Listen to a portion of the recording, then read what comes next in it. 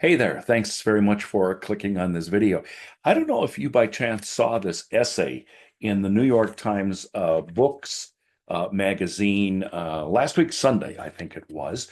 Um, the headline is a real grabber. It's called "The Plagiarism Plot is Having a Moment," and the subheading is "You could assemble an entire library of contemporary work fixated on literary limitation, appropriation, and theft." It focuses on that fine line between authors being inspired by the work of others and plagiarism, and how this issue is being further complicated by artificial intelligence. The author, Emily Eakin, says that AI generated content raises questions about authorship as algorithms pull from existing texts to create derivative works.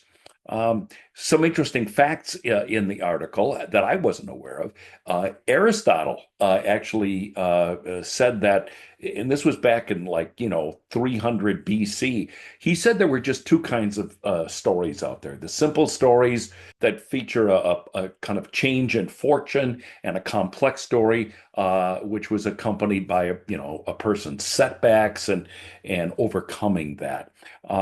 Then in 1892, Rudyard Kipling suggested that the number of plots that were possible in a work of fiction amounted to like 69.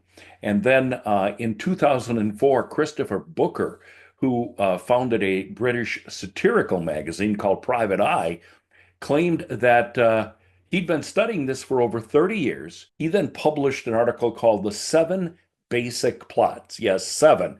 And he said you can attribute everything from Beowulf to Jaws to one of those seven plots. Also, researchers at the University of Vermont used a natural language processing program to identify six primary story arcs. Fascinating stuff. Um, for me, this idea of how many original ideas there are that people can utilize in writing comes down to really three issues, and that is that fine line between inspiration and plagiarism. At what point does your own inspiration, perhaps based on an idea you had on your own or something you were told, or maybe even something that you read, where does that inspiration kind of cross over to plagiarism or stealing an idea? Second issue is, are we really saying that AI should be banned? And does that mean a fiction writer, for example, shouldn't read other fictional works because they might drift from that inspiration, however you define it, to plagiarism? I think about this issue, and of course, movies are frequently made from books, and oftentimes the screenwriters, kind of amplify or even change the idea from the original book.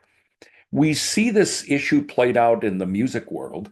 We've seen legal cases over an artist's music that was clearly inspired or copied from another work. And in some cases, the original artist prevailed. Sometimes they lose. The Times article argues that whether it's written by human or machines, stories resonate because they evoke shared experiences of joy, struggle, and transformation. The article says that emotional arcs are rooted in our psychology. And, AI is still pretty new, and we're still kind of sorting that out. And it's only fair to think that there's going to be more challenges going forward. I teach a college level class on ethics, and we discuss these kinds of issues as it pertains to all different kinds of issues.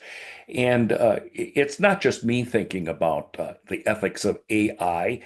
We know that other professors and instructors struggle with the idea of catching students who use AI to craft a paper.